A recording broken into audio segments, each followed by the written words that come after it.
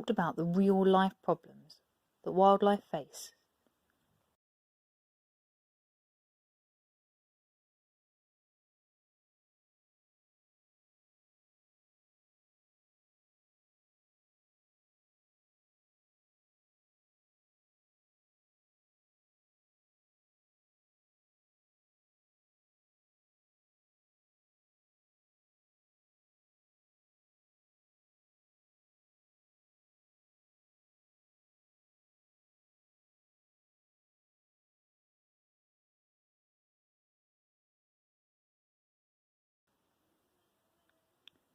Once the rubbish was collected, we looked at which could be recycled and which could not.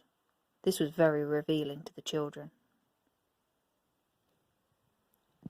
Then I explained that our regular rubbish is often buried under the ground. We discussed how some of the rubbish was organic and would rot away eventually and become a useful part of the soil, but that other things would never rot away. So if they can't be recycled, they will be in our environment forever. They found this very shocking.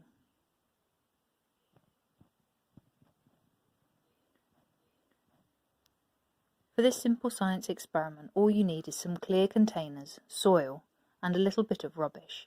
Make sure you have a range of things that you know will rot.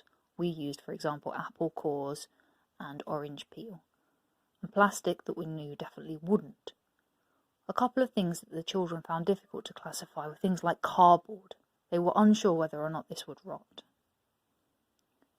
So it will be interesting to see the results of the experiment in a few days' time.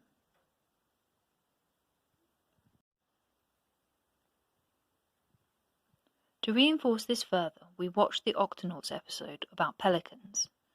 This includes an ocean cleanup, like we've played, and so inspired further playing in the tuff tray for other days. I do like to set up a tuff tray that can either stay set up for a few days, or is quite easy to refresh, so that we can get the most out of the creative efforts. This is a must, I think, for busy parents. To finish up, we looked at what things in our house were made from. How many of them were made from plastic? We looked at other materials too, and did some sorting. We talked about how some people would say that plastic can be useful for some things due to its properties of being very hard wearing and waterproof. But other people would believe that it should never be used because it doesn't rot away. And they always try to avoid using it. We talked about whether we could do without or find alternatives for any of the plastic things that we had. We also talked about how plastic that we use is often more worthwhile because we use it again and again. Single-use plastic, things we just throw away, do seem rather pointless to be made from plastic.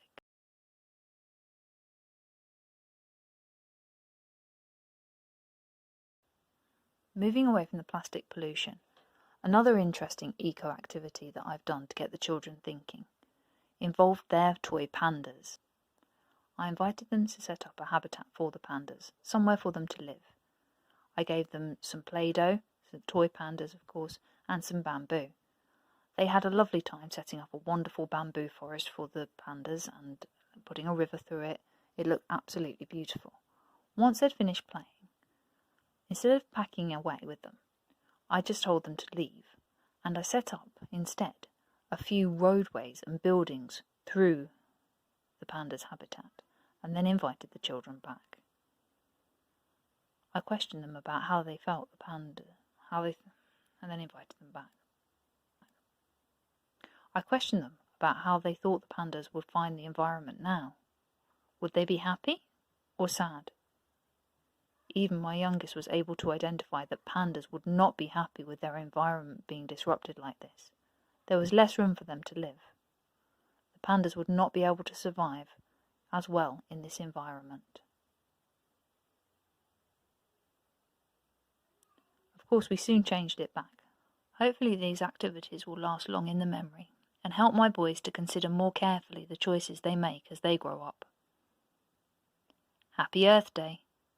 But Of course, remember that these lessons shouldn't just be restricted to one day. Appreciation for the world around us and looking after our planet is a lifelong activity.